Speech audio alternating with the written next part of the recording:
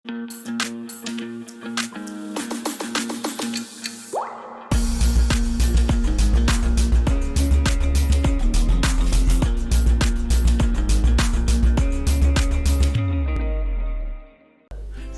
warahmatullahi wabarakatuh. Salam Pramuka. Adik-adik masih bersama Kak Awang. Pada hari ini kita akan belajar mengenai kegiatan-kegiatan yang ada di dalam Racana. Berarti khususnya ini adalah untuk kegiatan yang ada di golongan Pandega. Oke, jadi jangan sampai salah nih adik-adik. Jangan saya salah mana yang kegiatan di Penegak dan mana kegiatan yang ada di Racana. Yuk kita ulas terlebih dahulu satu dengan yang lain. Sebelum kita belajar lebih jauh, kita akan mengulas review kembali mengenai kegiatan yang ada di Racana adalah kita ingatkan terlebih dahulu mengenai peta perjalanan seorang Pandega. Oke. Pandega itu siapa sih? Pandega itu adalah seorang anggota pramuka yang berusia antara 21 tahun sampai 25 tahun. Nah, di dalam kegiatan Pandega itu asalnya adalah bisa dari pindah golongan dari penegak atau belum pernah mengikuti kegiatan pramuka atau menjadi anggota di Pandega itu juga boleh. Diawali dengan pertama adalah pindah golongan dan upacara penerimaan Pandega. Di sana nanti akan ada namanya adalah seorang pendamping kanan dan seorang pendamping kiri. Semasa mengikuti kegiatan yang ada di dalam penerimaan tamu, berarti di sana dikenalkan mengenai hal-hal yang berkaitan dengan dunia yang ada di dalam Racana. Bagaimana adatnya, bagaimana pola kegiatannya, dikenalkan siapa pembina, gugus depannya. Jadi di sana adalah kegiatan penerimaan Pandega. Setelah itu, setelah diterima menjadi seorang Pandega, nanti adik-adik akan melakukan kegiatan lagi. Namanya adalah pengukuhan calon Pandega atau penerimaan Pandega. Di sana pendamping kanan dan pendamping kiri akan melaporkan apakah seorang tamu Pandega ini layak tidak dikukuhkan menjadi seorang calon Pandega. Dikukuhkan berarti ada surat keputusannya ya. Jadi dikukuhkan menulis surat keputusan diterima sebagai calon Pandega atau tidak. Ketika sudah diterima sebagai calon Pandega, seorang calon Pandega ini baru akan diperbolehkan mengikuti ujian SKU. Pada tahap ini, seorang calon Pandega akan mengisi SKU. Baru SKU-nya semuanya terpenuhi, baru akan dilantik menjadi seorang Pandega. Ya, jadi tadi ya, ada upacara penerimaan, ada upacara penerimaan calon Pandega, dan ada namanya pelantikan. Berarti sudah ada 3 kegiatan ya yang ada di dalam sebuah Racana. Jadi adik-adik sudah dapat mengikuti dari peta perjalanan ini.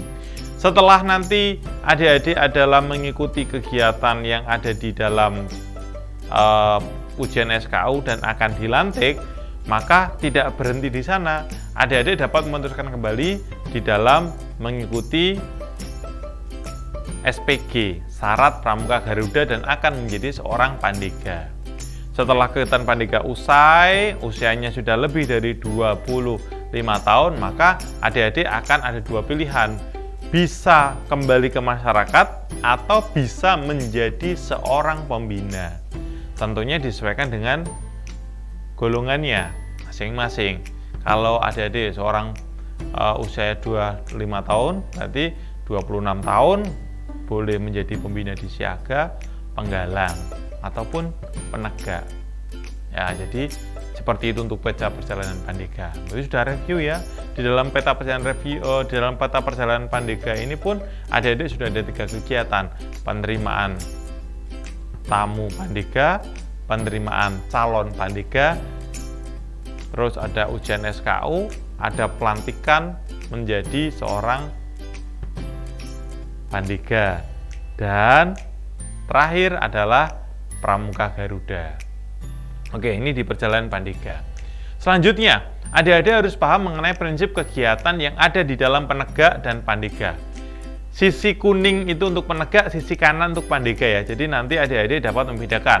Jangan sampai salah saat ini. Namun untuk prinsip kegiatan ini yang utama adalah baik penegak dan pandega itu sama.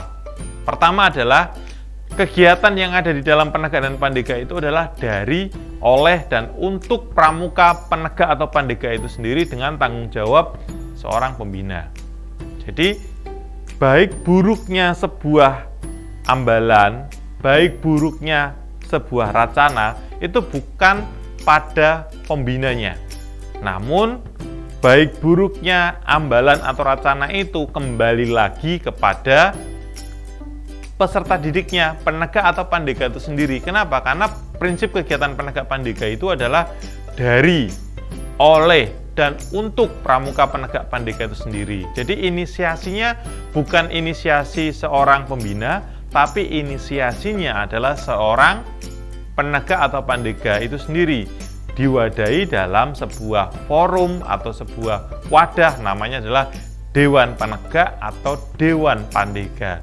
Atau kalau di sini lebih sering digunakan namanya Dewan Ambalan atau Dewan Racana, ya sama saja. Jadi baik buruknya itu ya, jadi adik-adik sekarang sudah paham bagaimana kehidupan di dalam ambalan maupun di racana. Jadi yang menjadi titik tumpunya adalah pada penegak atau pandega itu sendiri. Prinsip kegiatan penegak itu dan pandega itu adalah berkarakter. Jelas, kita mengutamakan pendidikan karakter. Jadi kesopanan, bagaimana kita dapat bertutur kata, selalu harus kita upayakan yang terbaik.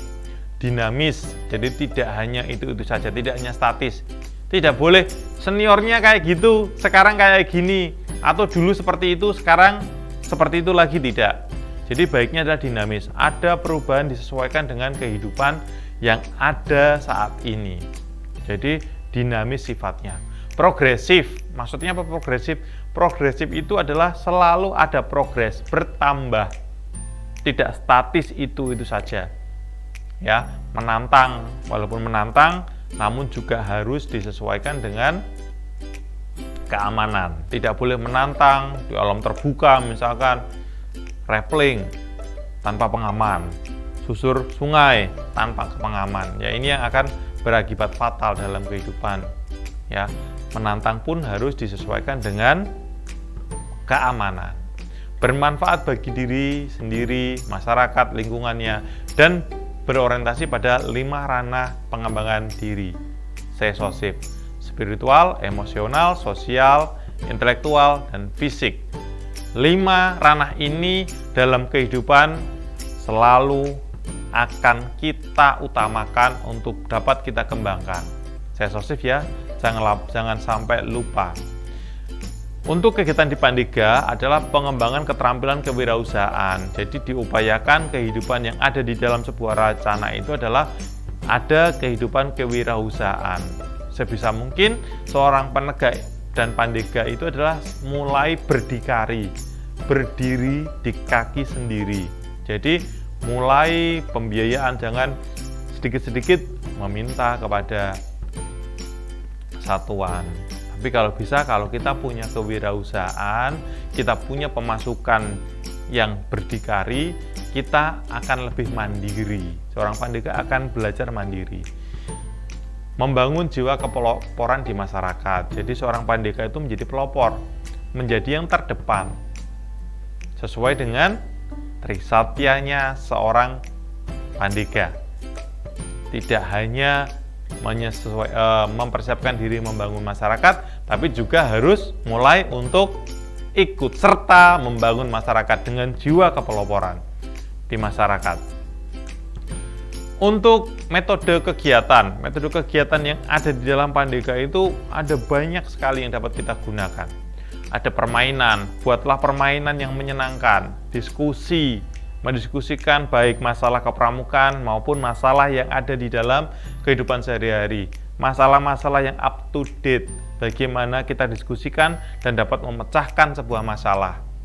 Jadi tidak hanya ngobrol, ngopi, ya kan? Tapi juga berdiskusi dan punya hasil yang bermanfaat.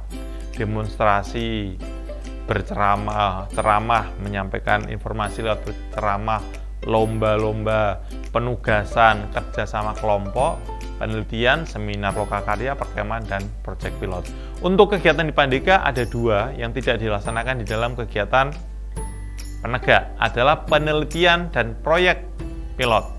Penelitian ini adalah disesuaikan dengan pengetahuan dan disesuaikan dengan keterampilan yang ditempuh dalam jenjang pendidikannya. Penelitian contoh, misalkan saya dulu adalah jurusan komunikasi, maka misalkan saya membuat penelitian bagaimana cara berkomunikasi. Yang keguruan, misalkan dia dapat membuat sebuah penelitian mengenai metode pembelajaran yang paling tepat dalam keadaan pandemi, misalkan seperti itu. Project pilot, membuat sebuah proyek di mana proyek yang ada di sekitar gugus depannya dan yang ada di sekitar satuannya. Buatlah sebuah proyek yang dapat menghasilkan, tidak hanya menghasilkan uang misalkan, tapi juga bisa menghasilkan karya. Jadi salah satu adalah kegiatan yang ada di Pandega. Untuk kegiatan-kegiatan ini ada 4 ranah yang harus tetap kita perhatikan. Health atau kesehatan. Jangan sampai kegiatan kepramukaan itu adalah akan mencederai baik fisik maupun mental. Ya, seorang pramuka itu sehat. Jangan sampai ikut pramuka, usai kegiatan pramuka malah jadi sakit. Ikut kegiatan pramuka malah jadi traumatik. Ya, jadi kita mulai untuk dapat ya mengganti kegiatan-kegiatan yang mungkin tidak sesuai. Happiness, gembira. Ikut pramuka itu gembira, menyenangkan, dan membuat kita lebih bersyukur. Helpful. Kita dapat dengan ikhlas menolong. Kalau ada seorang anggota pramuka yang usai kegiatan kepramuka malah jadi pelit, tidak mau menolong orang lain, berarti ada kesalahan di sana. Seorang pramuka itu ikhlas dan dapat menolong dengan penuh keikhlasan. Yang terakhir adalah handicraft. Handicraft ini adalah bukan hanya handicraft, itu adalah karya berupa kerajinan tangan, adik-adik. Jadi seorang pramuka itu harus punya karya. Tadi disinggung di awal adalah ada kegiatan penelitian. Karya itu tidak hanya membuat, misalkan membuat kotak kelengkapan, tidak hanya membuat pioneering, tidak hanya membuat sebuah baju misalkan, bukan. Yang dimaksud karya di sini adalah sebuah karya di luar itu. Misalkan adik-adik dapat membuat sebuah penelitian, misalkan di Pandega, bisa membuat sebuah penelitian mengenai sebuah jurnal mengenai pendidikan kepramukaan. Itu merupakan karya. Jadi karya yang dimaksud di sini adalah bukan hanya karya, sifatnya adalah keterampilan tangan. Seorang pramuka dapat membuat sebuah jurnal, itu luar biasa, dapat membuat penelitian, bisa membuat karya yang bentuknya fenomenal, misalkan dapat membuat sebuah aplikasi, misalkan aplikasi pembelajaran LMS yang disesuaikan dengan kegiatan-kegiatan kepramukaan. Belum ada loh LMS yang berkaitan dengan kepramukaan, mungkin dapat dibuat. Mungkin teman-teman yang keguruan bekerjasama dengan teman-teman yang jurusannya IT, jadi lintas jurusan dapat membuat sebuah karya. Jadi handicraft.